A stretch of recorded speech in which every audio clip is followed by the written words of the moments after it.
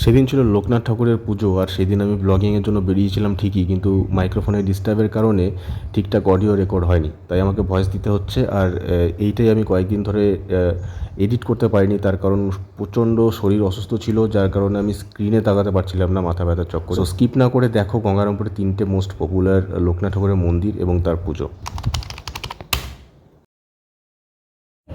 Hello everyone, good afternoon সবাইকে, জয়গুরু। আমি সুমন, আর তোমরা দেখছো আমার ইউটিউব চ্যানেল ব্লগ পাইছি, একটা ফ্রেশ নিউ ব্লগ। এই যে রশ্মিতা আছে, দিদা আজকে চলে যাবে, তাই একটু লাস্ট আমাকে একটু সুশ্রী দিয়ে দিচ্ছে। তো আমি তো আমি এই ঘরে আছি দাঁড়াও, আজকে হচ্ছে লোকনাথ পূজা আর মঙ্গলবার, ঠিক আছে? তো হনুমান দিবসও বলে আজকে। তো আজকে আমি এই ঘরে আছি, তার কারণটা হচ্ছে কি, এই যে আমি হিট প্রেস মেশিন নিয়ে বসেছি আর একটা টি শার্ট প্রিন্ট করছি। টি শার্টটা আমারই। এক সেকেন্ড, আমি এটা অন করে দিই। টি শার্টটা আমারই হয়েছে কি, যে শপিং মল থেকে কেনা টি শার্টগুলো আর কি, ওগুলো নেওয়া হয়েছিল। দিয়ে তারপরে ওখানকার স্টিকার, যে ডিটিএফগুলো তো কম ভালোভাবে করা থাকে না, ওগুলো উড়ে যাচ্ছে। তো আমি কি করলাম, আমার কাছে এই যে, আমি তোমাদেরকে আগেও বলেছি যে ডিটিএফ আমি 4-5টা করে আমি দিতে পারবো না, আমাকে পুরো 1 মিটার নিতে হবে। তো এগুলো অনেকগুলো নিয়েছিলাম। এখানে কিছু আমার লোগো প্লাস আমার জন্য কিছু সিগনেচারের জন্য কিছু ডিজাইন প্লাস এগুলো আর কি অর্ডার করেছিলাম, একসঙ্গে দিয়ে দিয়েছিলাম, ওরা পুরো বানিয়ে আমাকে দিয়েছিল। তো সেটারই একটা আমি বং সিগনেচার লোগো আমি এখানে আলাদা স্টাইল করে বসিয়েছি, সেটা এই যে হবে এখন, ওটা হলে উঠবে। আর পেছন দিকে, টি শার্টের পেছন দিকে আমি এই জিনিসটা বসাবো, আনলিমিটেড, ঠিক আছে? এই জিনিসটা টি শার্টের পেছন দিকে বসবে। সো বসিয়ে দেখি কেমন হচ্ছে, প্রিন্টটা করে নিই, তারপর ফাইনালি তোমাদেরকে দেখাচ্ছি।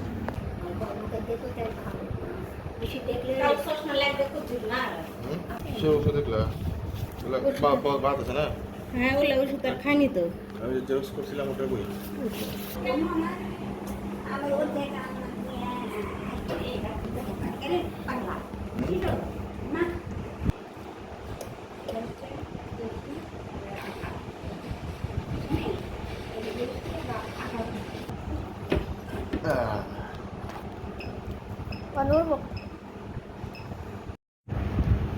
এই যে এটা আগে ডিজাইনটা, এটা এখন উঠাবো।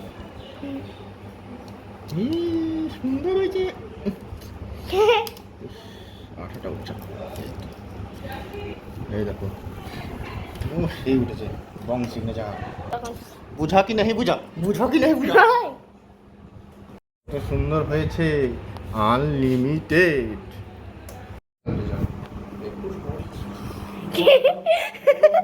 এই যে ফাইনালি এখানে একটা, আর এই যে পিছন দিকে।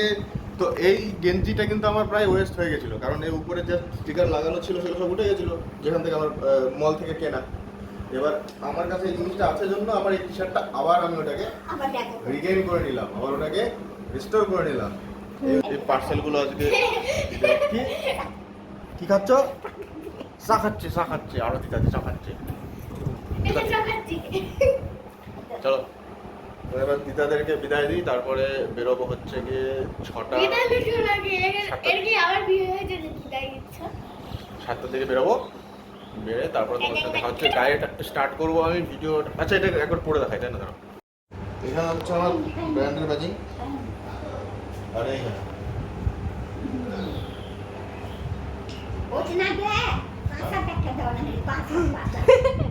পাঁচ হাত দেওয়া লাগবে। ওই কি আমার দিদা নাও, তাহলে 5 হাত দেওয়া লাগবে।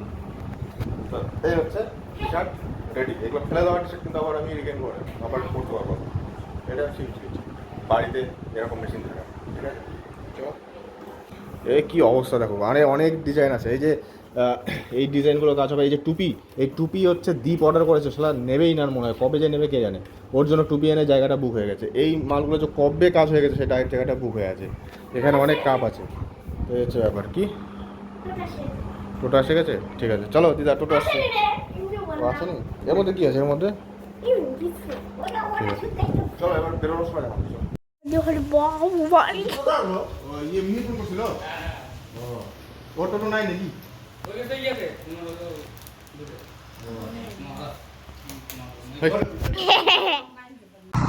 তো আমরা গঙ্গারামপুরে চলে এসেছি। এবার ভাবলাম একটু এই সাইড থেকে এসে ডাঙাটা সেট করি। ক্যামেরাটা সেট করতে ভুলে গেছি। তো নয়া বাজারে একটা পার্সেল ছিল, পার্সেলটা দিয়ে দিলাম ওই যে উৎসব ক্যাটারিং এর। কতদিন পরে পার্সেলটা নিল, এবার এইখানে এসে এটা সেট করলাম। আমি এখন আছি হচ্ছে এটা বিডিও অফিস মোড। তাহলে তোমরা বুঝতেই পারছো যে আমার এই রকমটাও হয়ে গেছিলো, মাইক্রোফোন ঠিকঠাক কানেক্ট ছিল না, যার জন্য অডিও রেকর্ড হয়নি।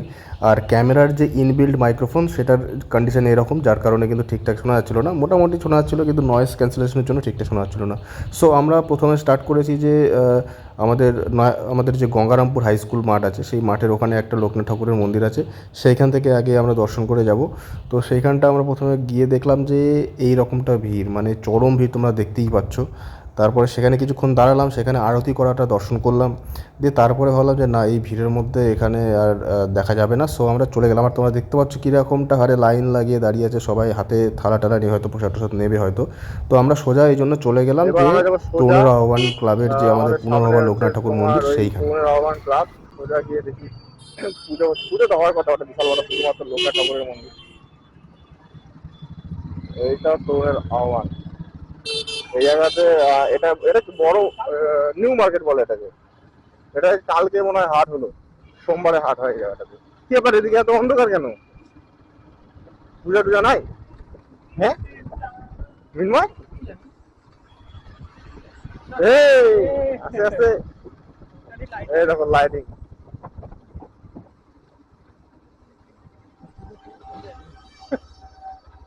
ছবি আর কেন, পূজা টুজা কিছু হলোই না। ও নাইস, দারুণ ছবি আছে রে। লোকজন কম, এরা ভিডিও তো দেওয়াই আছে। প্রসাদ নেই, প্রসাদ নেই, প্রসাদ নেই।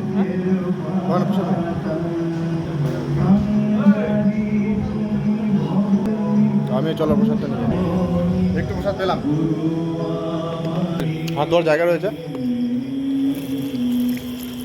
আমরা পুরো এখানকার সব জানি। পুনর্ভবা নদী ওইদিকে দেখা যাচ্ছে না, চলো।